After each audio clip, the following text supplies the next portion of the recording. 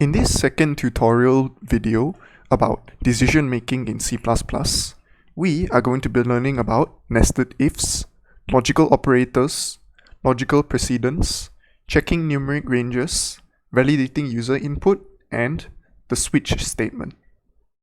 First, let's get into nested ifs. As the name suggests, nested ifs are if/else if statements within another if statement. I further upgraded the program from the last video, which tells us our grade based on how many marks we got for our exam.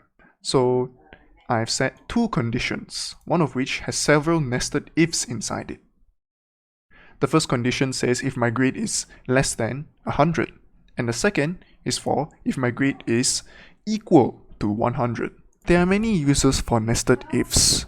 I've already demonstrated one for you, which is that we can give different conditions for one variable, and for a certain condition, we can give another set of conditions specific to that one condition. For example, if my grade is less than 100, I can give a set of instructions for the program to execute based on that. But we can also play around with more than one variable. For example, if I were to design a program that calculates the price of goods in a shop, for example, that sells fish and eggs, I can give a certain condition for the price of those eggs, and based on that condition, I can give several nested ifs, which hold another set of instructions based on that one condition for the price of the eggs.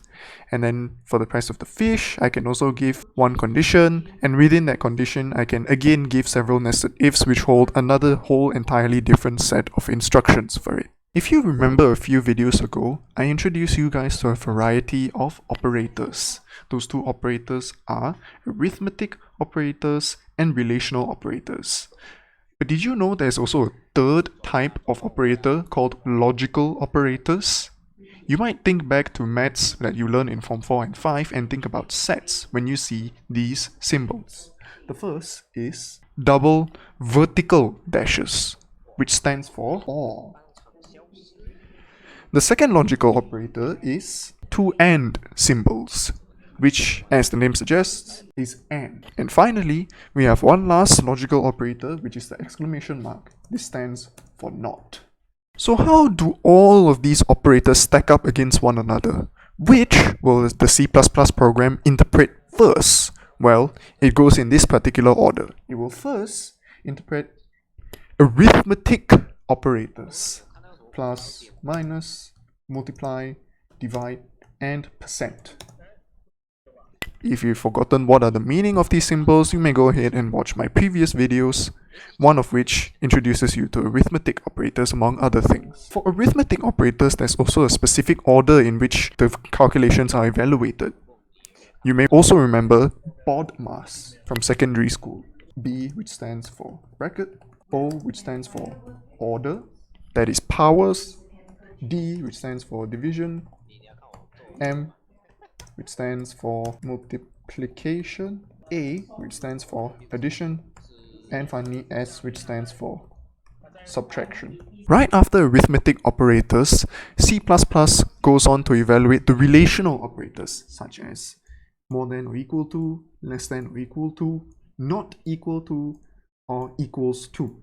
As relational operators are in no way associated with arithmetic operators in the sense that arithmetic operators carry out calculations, there is no straightforward order in which relational operators are evaluated. It will instead follow the normal rule that code is read from top to bottom. The same of which can be said for the last operator which is evaluated in a program, which is, of course, logical operators. So which, as I mentioned earlier, include OR, AND, or NOT. And that is logical precedence. Let's now move on to checking numeric ranges.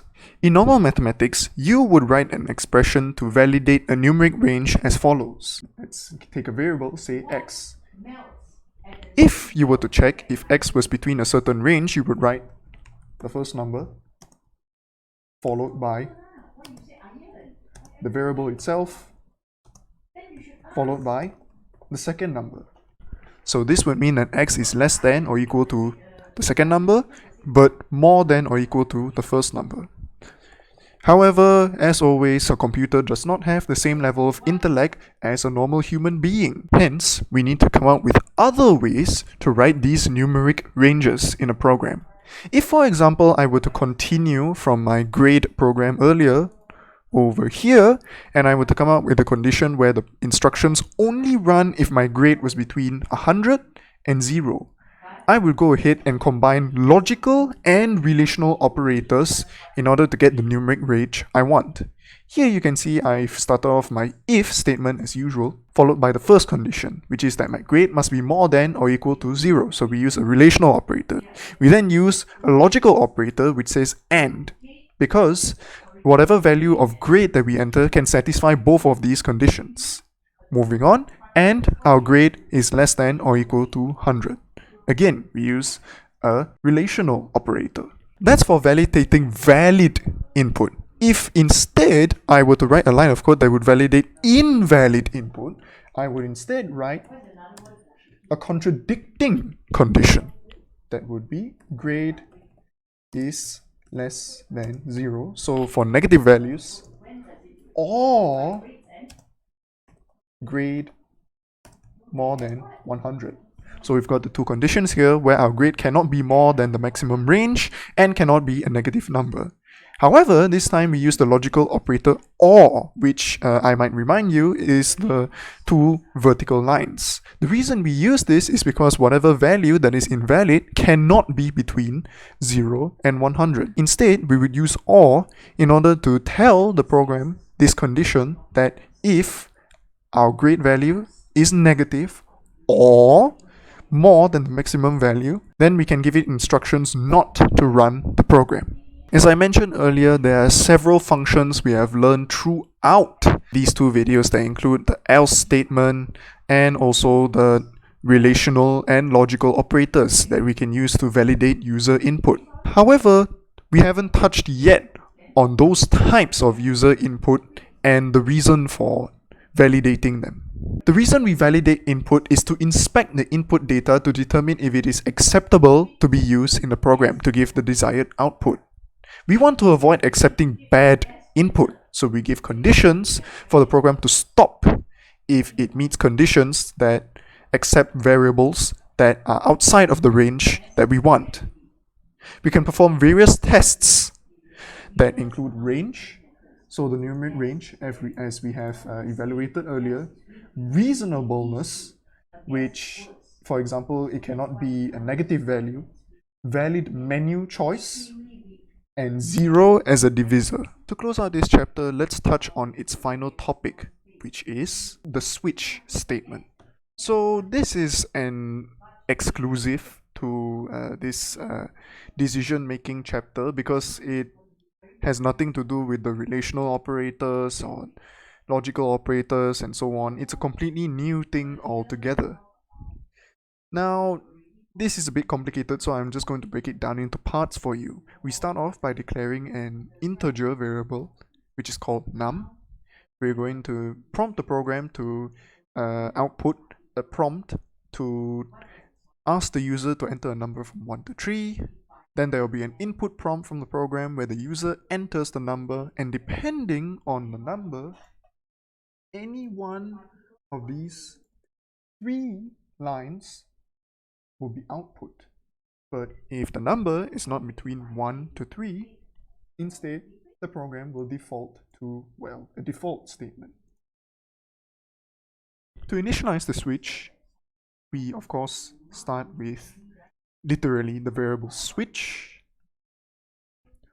open a couple of brackets, insert the name of the variable that we are dealing with, and then start to write the cases. Now, case where the value is 1, colon, then we write the condition, and then the break command followed by an initializer, which is a semicolon.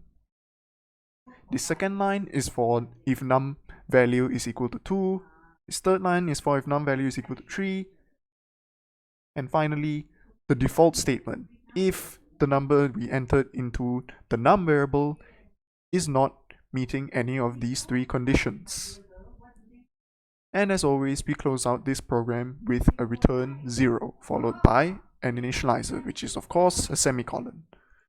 So that is our switch statement. That's all for this chapter. I hope I have managed to enlighten you on this entire chapter and its many subtopics.